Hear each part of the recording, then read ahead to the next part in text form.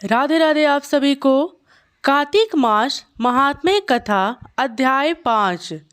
प्रभु मुझे सहारा है तेरा, जग के पालनहार।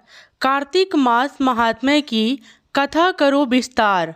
राजा पृथु बोले, हे नारद जी, आपने कार्तिक मास में स्नान का फल कहा, अब अन्य मासों में विधि पूर्वक स्नान करने की विधि, नियम और उद्यापन की विधि भी बतलाइए। देवर्षि नारद ने कहा, हे राजन, आप भगवान विष्णु के अंश से उत्पन्न हुए हैं, अतः यह बात आपको ज्ञात ही है। फिर भी आपको यथाचित विधान बतलाता हूँ। आश्विन माह में शुक्ल पक्ष की एकादशी से कार्तिक के व्रत करने चाहिए। ब्रह्म मुहूर्त में उठकर जल का पात्र लेकर गांव से बाहर पूर्व अथवा उत्तर दिशा में जाना चाहिए। उसके बाद जो मनुष्य मुख्य शुद्धि नहीं करता, उसे किसी भी मंत्र का फल प्राप्त नहीं होता। अतः दांत और जीभ को पूर्ण रूप से शुद्ध करना चाहिए और निम्नलिखित मंत्र का उच्चारण करते हुए दातुन तोड़नी चाहिए। हे वनस्पते, आप मुझे आयु, कृति, तेज, प्रयज्ञ, पशु, संपत्ति, महाज्ञान, बुद्धि और विद्या प्रदान करें। इस प्रकार उच्चारण करके वृक्ष से 12 अंगुली की दातुन ले। दूध वाले वृक्षों से दातुन नहीं लेनी चाहिए। इस प्रकार कपास, कांटेदार वृक्ष तथा जले हुए वृक्ष से भी दातुन लेना मना है। जिससे उत्तम गंध आती हो और जिसकी टहनी कोमल हो, ऐसी भी वृक्ष का दंत धावन ग्रहण करना चाहिए। प्रतिपदा, अमावस्या, नौमी, छठी, रविवार को चंद्र तथा सूर्य ग्रहण में दातुन नहीं करनी चाहिए।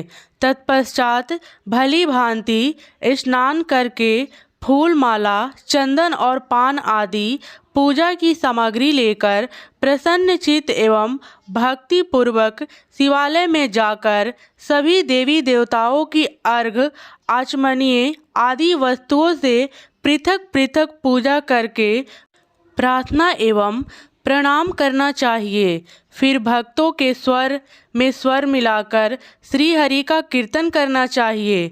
मंदिर में जो गायक भगवान श्री हरि का कीर्तन करने आए हो, उनका माला, चंदन, तांबूल आदि से पूजन करनी चाहिए, क्योंकि दयालुओं में भगवान विष्णु को अपनी तपस्या, योग और दान द्वारा प्रसन्न करते थे।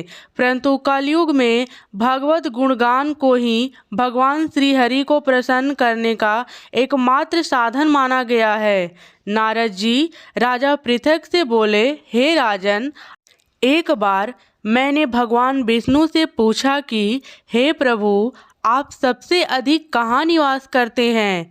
इसका उत्तर देते हुए भगवान ने कहा, हे नारद, मैं वैकुंठ या योगियों के हृदय में ही निवास करता हूँ। आपत्तियों जहाँ मेरा भक्त मेरा कीर्तन करते हैं, मैं वहाँ अवश्य निवास करता हूँ। जो मनुष्य चंदन, माला आदि से मेरे भक्तों का पूजन करते हैं, उनसे मेरी ऐसी प्रीति होती है जैसे कि मेरे पूजन से भी नहीं हो सकती। नारद जी ने फिर कहा, शिरीष, धतूरा, गिरजा, चमेली, केसर, कंदार और कटहल के फूलों एवं चावलों से भगवान विष्णु की पूजा नहीं करनी चाहिए। अड़वल, कंद, गिरीश, जूही, मालती और केवाड़ के पुष्पों से भगवान शंकर की पूजा नहीं करनी चाहिए। जिन देवताओं की पूजा में जो फल, जो फूल निर्दिष्ट है, उन्हीं से उनका पूजा करनी चाहिए। पूजन समाप्ति के बाद भगवान से क्षमा प्रार्थना जरूर करनी चाहिए। यथापूर्वक बोलनी चाहिए, हे सुरेश्वर, हे देव, ना मैं मंत्र जानता हूँ, ना क्रिया, मैं भक्ति से भी हीन हूँ। मैंने जो कुछ भी आपकी पूजा की है, उसे पूरा करें। ऐसा प्रार्थना करके पश्चात ससाष्टांग प्रणाम करके भगवत कीर्तन करनी चाहिए। श्री हरि की कथा सुननी चाहिए और प्रसाद ग्रहण करनी चाहिए।